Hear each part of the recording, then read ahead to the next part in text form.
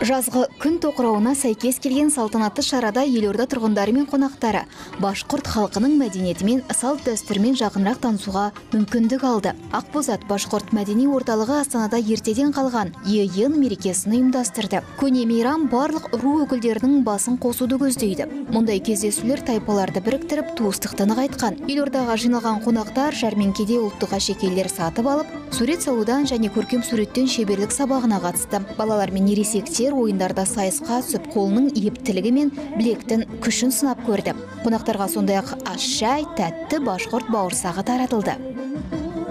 Впервые наш башкирский культурно-этнический центр проводит. Біздің башқұрт мәдени этникалық орталығымыз алғаш рет башқұрт халқының ежелгі әдет ғұрпына арналған йын мерекесін өткізіп жатыр. Бұл мереке пұтқа табынушылық заманнан келе жатыр. Со времен языческих времен.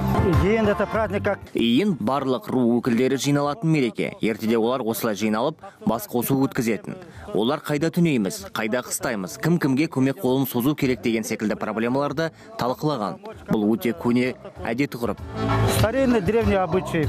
Обычно он проводит. Әдетте ол 2 жылда бір рет өткізіледі. Онда рудың маңызды мәселелері шешілген. Дела. Дәстүрге сәйкес мерекеге әрдайым басқа ауылдардың тұрғындары шақырылған. Олардың сенімі бойынша қонақтар тоқтаған үйге бақ қонатын болған. Сондай-ақ бұл жолы елордадағы мерекеге қиырдағы Башқұртстаннан қонақтар шақырылды. Сибай қаласы филармониясының әртістері халық әндерін орындап би биледі.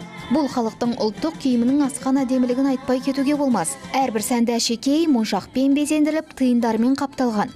Оның әрбіреуінің өзіндік мәнісі бар.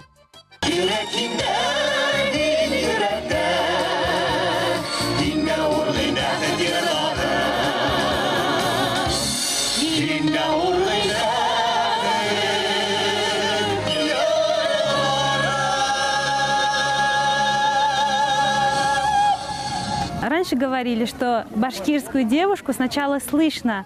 Башқұрт қызының алдымен жүрісі естіледі. Содан кейін ғана өзі де көрінеді деген сөз бар. Міне, бұл мына тиындардың сыңғыры. Әрине, әр қыздың өз әшекейі болған. Оларды өздері жасаған. Ою-өрнек белгілі бір мағынаны білдірген. Мәселен, ол қандай тайпаның өкілі, қай жерден шыққаннан хабар берген. Бұл кеудеше башқұрт тілінде төшілдірік деп аталады. Не принадлежит эта девушка и от той местности, где они жили. Это называется нагрудник, то есть на башкирском языке тушельдірек. Астанада грэплингтен бірінші республикалық турнир өтті. Бұл жарыс Қазақстан астанасында алғаш рет ұйымдастырылатын әлем чемпионатына іріктеу болып есептеледі. Жекпе-жектің бұл түрі күрестің әмбебап түрі саналады. Мұнда самбо, дзюдо, джиу-джитсу, еркін күрестің барлық элементі біріктірілген.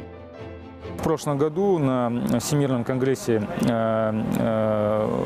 Өткен жылы Баку қаласындағы дүниежүзілік конгресс кезінде өткен конференцияда әлем чемпионатын Астанада өткізу туралы шешім қабылданды. Қазақстанның грэплинг қауымдастығы елорданы грэплингтің әлемдік астанасы қылуды алдына міндет етіп қойып отыр. Жалпы бұл мақсатымыз орындалып жатыр. Биыл Астанада шығыс елдерінің халықаралық Азия Open турнирін өткіздік. В этом году мы провели впервые международный турнир Азия Open. Грэплинг 25 жылға жуық уақыт бұрын пайда болғанына қарамастан, Қазақстан үшін әлі жас спорттың түрі. Мұнда қарсыластар бір-біріне соққы жасамайды. Ауырту, тұншықтыру әдістері көбірек қолданылады. Қызығы, жекпе-жектің бұл түрі әлемде енді ғана танымал болып келе жатыр. Грэплингтің тағы бір ерекшелігі бұл киім үлгісі. Спортшылар кимономен, сондай қысқа шалбар және жейдемен өнер көрсететін жарыстар бар. Өзін-өзі қорғауда өте қолайлы спорт түрі.